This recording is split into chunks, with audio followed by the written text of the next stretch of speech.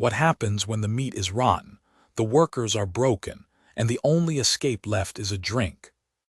In Packingtown, nothing is wasted, not spoiled meat, not poisoned rats, and certainly not human lives. Chapter 14. With one member trimming beef in a cannery, and another working in a sausage factory, the family had a first-hand knowledge of the great majority of Packingtown swindles. For it was the custom, as they found, whenever meat was so spoiled that it could not be used for anything else, either to can it or else to chop it up into sausage.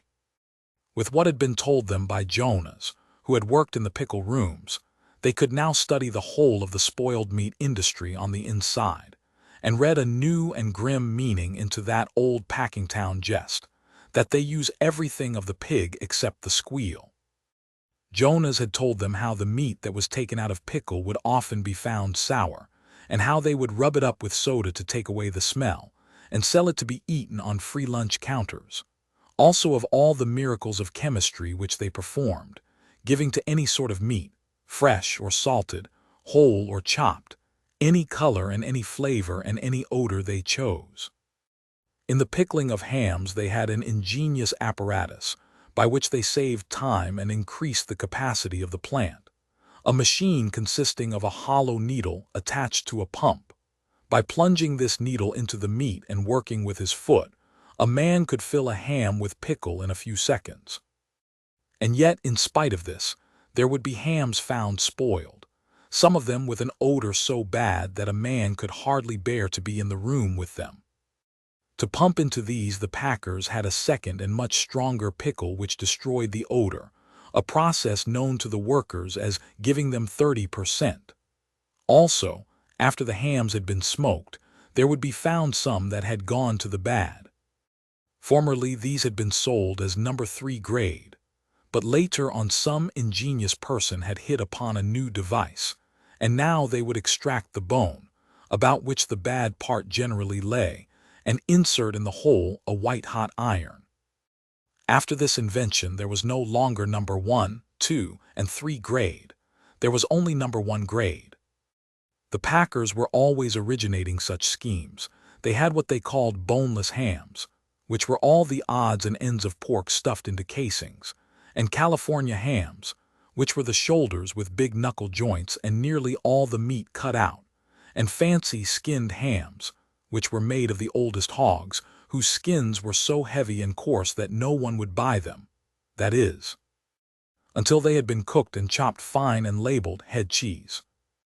It was only when the whole ham was spoiled that it came into the department of Elzbieta, cut up by the 2,000 revolutions a minute flyers, and mixed with half a ton of other meat. No odor that ever was in a ham could make any difference. There was never the least attention paid to what was cut up for sausage. There would come all the way back from Europe old sausage that had been rejected, and that was moldy and white. It would be dosed with borax and glycerine and dumped into the hoppers and made over again for home consumption. There would be meat that had tumbled out on the floor, in the dirt and sawdust, where the workers had tramped and spit uncounted billions of consumption germs. There would be meat stored in great piles in rooms, and the water from leaky roofs would drip over it, and thousands of rats would race about on it. It was too dark in these storage places to see well, but a man could run his hand over these piles of meat and sweep off handfuls of the dried dung of rats. These rats were nuisances, and the packers would put poisoned bread out for them. They would die, and then rats, bread, and meat would go into the hoppers together. This is no fairy story and no joke. The meat would be shoveled into carts, and the man who did the shoveling would not trouble to lift out a rat even when he saw one. There were things that went into the sausage in comparison with which a poisoned rat was a tidbit. There was no place for the men to wash their hands before they ate their dinner, and so they made a practice of washing them in the water that was to be ladled into the sausage. There were the butt ends of smoked meat, and the scraps of corned beef, and all the odds and ends of the waste of the plants, that would be dumped into old barrels in the cellar and left there. Under the system of rigid economy which the packers enforced, there were some jobs that it only paid to do once in a long time, and among these was the cleaning out of the waste barrels. Every spring they did it, and in the barrels would be dirt and rust and old nails and stale water, and cartload after cartload of it would be taken up and dumped into the hoppers with fresh meat and sent out to the public's breakfast. Some of it they would make into smoked sausage, but as the smoking took time and was therefore expensive, they would call upon their chemistry department and preserve it with borax and color it with gelatine to make it brown. All of their sausage came out of the same bowl, but when they came to wrap it they would stamp some of it special, and for this they would charge 2 cents more a pound. Such were the new surroundings in which Elzbieta was placed, and such was the work she was compelled to do. It was stupefying, brutalizing work. It left her no time to think, no strength for anything.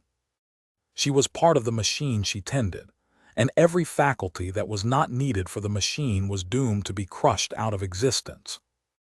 There was only one mercy about the cruel grind, that it gave her the gift of insensibility.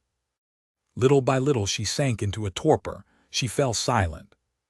She would meet Jurgis and Ona in the evening, and the three would walk home together, often without saying a word.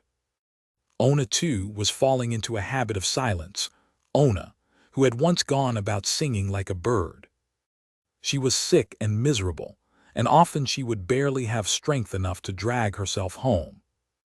And there they would eat what they had to eat, and afterward, because there was only their misery to talk of, they would crawl into bed and fall into a stupor and never stir until it was time to get up again, and dress by candlelight and go back to the machines. They were so numbed that they did not even suffer much from hunger. Now, only the children continued to fret when the food ran short. Yet the soul of Ona was not dead. The souls of none of them were dead, but only sleeping, and now and then they would waken, and these were cruel times. The gates of memory would roll open. Old joys would stretch out their arms to them. Old hopes and dreams would call to them, and they would stir beneath the burden that lay upon them and feel its forever immeasurable weight. They could not even cry out beneath it, but anguish would seize them, more dreadful than the agony of death. It was a thing scarcely to be spoken, a thing never spoken by all the world that will not know its own defeat. They were beaten, they had lost the game, they were swept aside. It was not less tragic because it was so sordid, because it had to do with wages and grocery bills and rents. They had dreamed of freedom, of a chance to look about them and learn something, to be decent and clean, to see their child grow up to be strong. And now it was all gone, it would never be. They had played the game and they had lost. 6 years more of toil they had to face before they could expect the least respite, the cessation of the payments upon the house, and how cruelly certain it was that they could never stand 6 years of such a life as they were living. They were lost, they were going down, and there was no deliverance for them, no hope.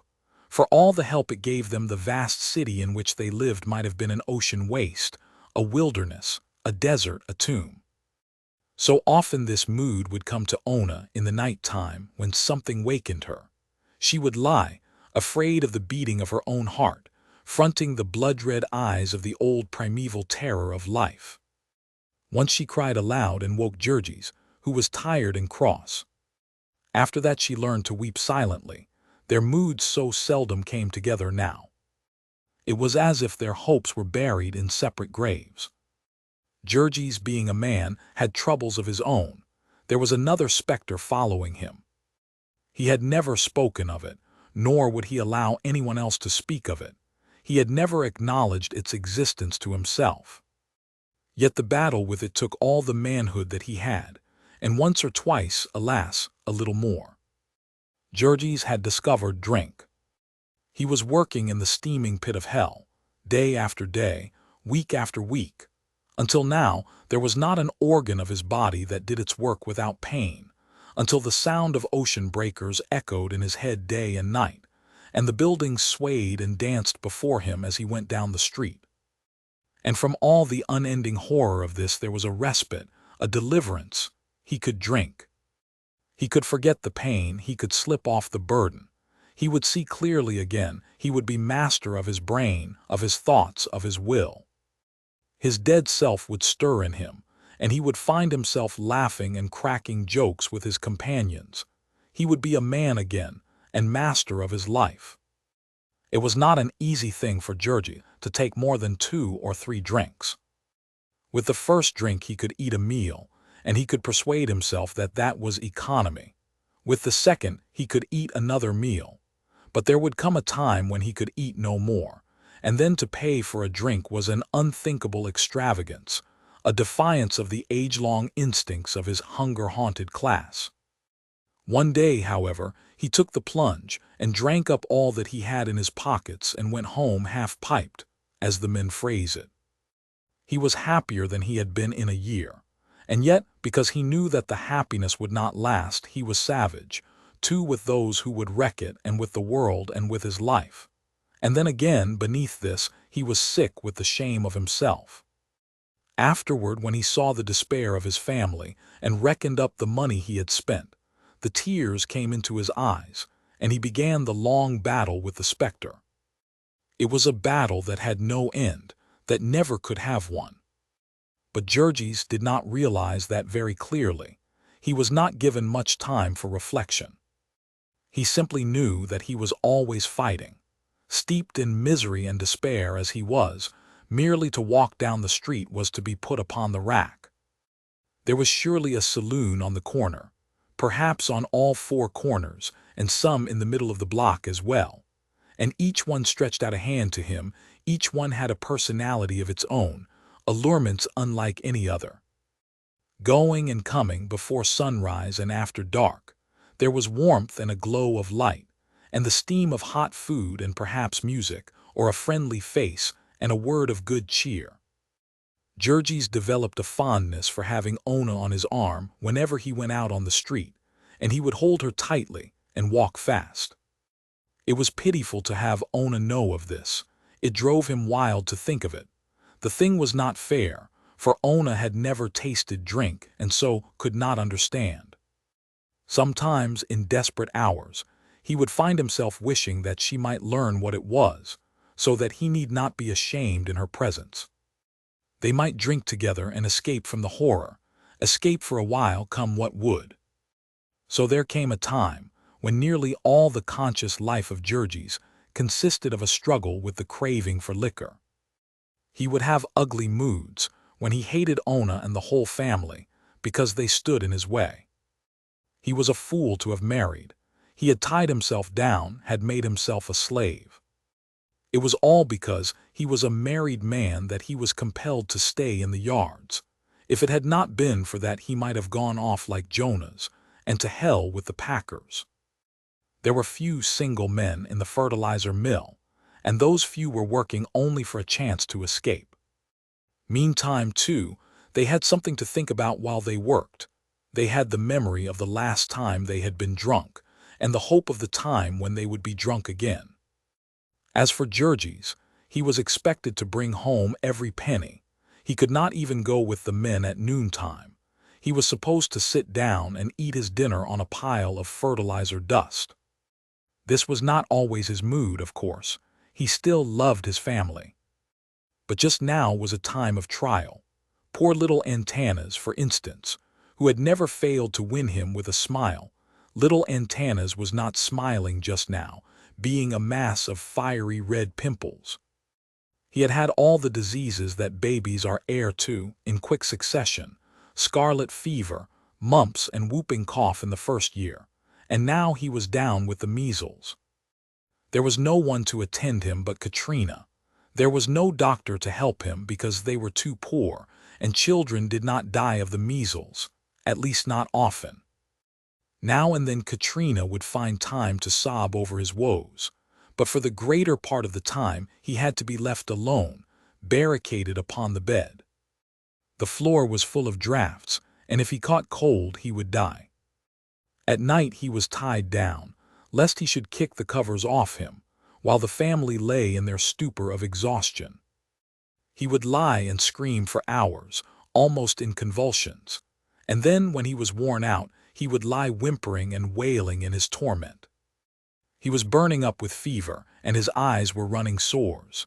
In the daytime he was a thing uncanny and impish to behold, a plaster of pimples and sweat, a great purple lump of misery. Yet all this was not really as cruel as it sounds, for, sick as he was, little Antanas was the least unfortunate member of that family. He was quite able to bear his sufferings. It was as if he had all these complaints to show what a prodigy of health he was. He was the child of his parents' youth and joy. He grew up like the conjurer's rosebush, and all the world was his oyster. In general, he toddled around the kitchen all day with a lean and hungry look. The portion of the family's allowance that fell to him was not enough, and he was unrestrainable in his demand for more. Antanas was but little over a year old, and already no one but his father could manage him. It seemed as if he had taken all of his mother's strength, had left nothing for those that might come after him. Ona was with child again now, and it was a dreadful thing to contemplate. Even Jurgis, dumb and despairing as he was, could not but understand that yet other agonies were on the way, and shudder at the thought of them.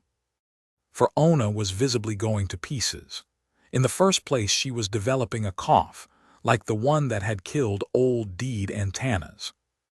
She had had a trace of it ever since that fatal morning when the greedy streetcar corporation had turned her out into the rain, but now it was beginning to grow serious and to wake her up at night.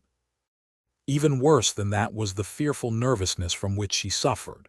She would have frightful headaches and fits of aimless weeping, and sometimes she would come home at night shuddering and moaning, and would fling herself down upon the bed and burst into tears. Several times she was quite beside herself and hysterical, and then Jurgis would go half mad with fright. Elzbieta would explain to him that it could not be helped, that a woman was subject to such things when she was pregnant, but he was hardly to be persuaded, and would beg and plead to know what had happened. She had never been like this before, he would argue. It was monstrous and unthinkable. It was the life she had to live, the accursed work she had to do, that was killing her by inches. She was not fitted for it. No woman was fitted for it. No woman ought to be allowed to do such work. If the world could not keep them alive any other way, it ought to kill them at once and be done with it. They ought not to marry to have children. No working man ought to marry. If he, Jurgis, had known what a woman was like, he would have had his eyes torn out first. So he would carry on, becoming half hysterical himself, which was an unbearable thing to see in a big man. Ona would pull herself together and fling herself into his arms, begging him to stop, to be still, that she would be better, it would be all right. So she would lie and sob out her grief upon his shoulder, while he gazed at her, as helpless as a wounded animal, the target of unseen enemies. Narrated with Aura Reader. Turn your books, PDFs, and stories into natural-sounding audiobooks.